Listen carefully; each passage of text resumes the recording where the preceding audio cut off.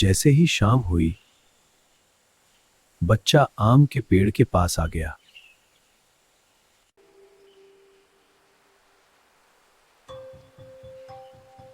पेड़ दादू, बेताल ने राजा विक्रमादित्य को क्या कहानी सुनाई? सुनो बेटा, अब मैं तुम्हें राजा विक्रम और बेताल की एक कहानी सुनाता हूं। बेटा, ये कहानी है बुद्धि, न्याय और सच्चाई की। पर ये राजा विक्रम और बेताल भयानक जंगल से होकर गुजर रहे थे।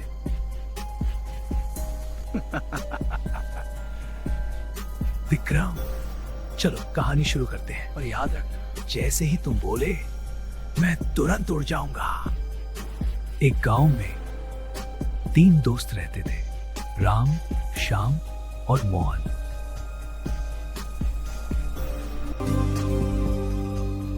आज मौसम भी हमारे साथ चल रहा है।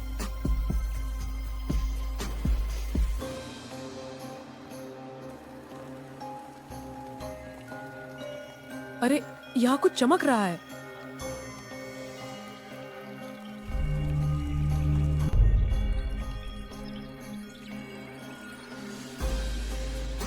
वाह, ये तो बहुत कीमती सोने का हार है। रुको राम, पहले मैंने इस हार को देखा था।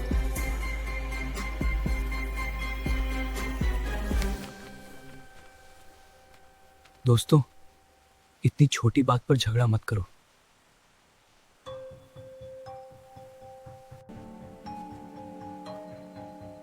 हमें यह हार उसके असली मालिक को लौटाना चाहिए।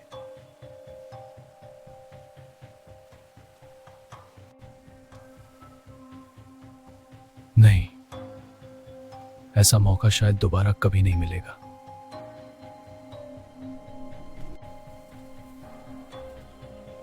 हाँ, ये हार हम में से किसी एक का होना चाहिए।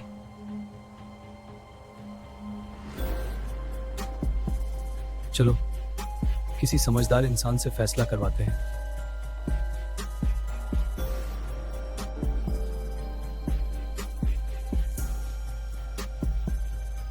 आओ बेटा, लगता है तुम तीनों किसी बड़ी चिंता में डूबे हुए हो।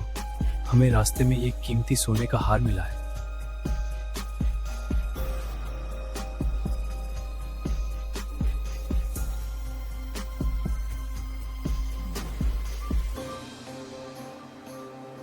अब मैं पूरी बात अच्छी तरह समझ गया। जिस इंसान में सच्चाई और ईमानदारी दिखाई देती है, किस्मत भी एक दिन उसका साथ देती है। असल में वही इस हार का सच्चा हकदार है, जिसने हर हाल में सच का साथ दिया है।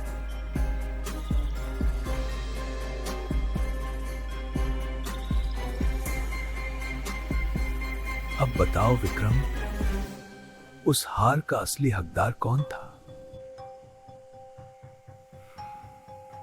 अब मुझे सही जवाब समझ में आ गया। असली हकदार कौन है? मोहन। क्योंकि उसके दिल में लालच नहीं, सिर्फ अच्छाई और सच्चाई थी।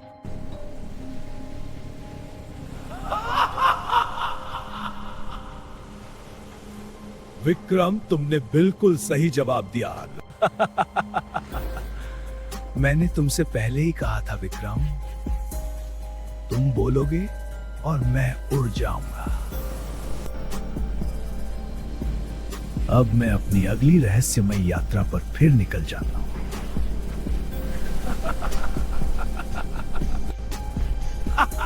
विक्रम, अब मुझे पकड़ सको तो पकड़ लो।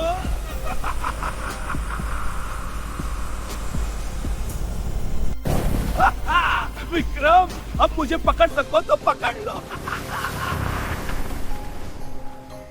तुम फिर से बच निकल गए। वाह, सच में मजा आ गया। याद रखो बेटा, ईमानदारी ही सबसे बड़ा गुण है। फिर आगे क्या हुआ? कहानी यही नहीं रुकती।